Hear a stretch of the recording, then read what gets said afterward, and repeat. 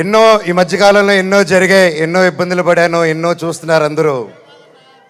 కానీ కట్టుబట్టలతో రోడ్డు మీద పెట్టారు. నా పిల్లల బట్టలు, మా ఇంట్లో వాళ్ళ బట్టలు ప్రతి ఒక్కటి చిన్నప్పటి నుంచి పెట్టుకుంది ఏది లేకుండా రోడ్డు మీద పెట్టారు ఒక ఊరికి వెళ్ళి వచ్చేసరికి. అండ్ బయటికి ఎక్కడికైనా వెళ్ళేదానికి కార్లు కూడా లేవు, కార్లు తీసుకెళ్ళిపోయారు. కానీ అన్న నాకేమైంది తెలుసా అన్న, శివుడు ఏ రూపంలో వచ్చాడు తెలుసా అన్న, ఫ్యాన్స్ రూపంలో వచ్చారన్న. ఇంటి బయట 20 కార్లు పెట్టారన్న నాకు వచ్చి.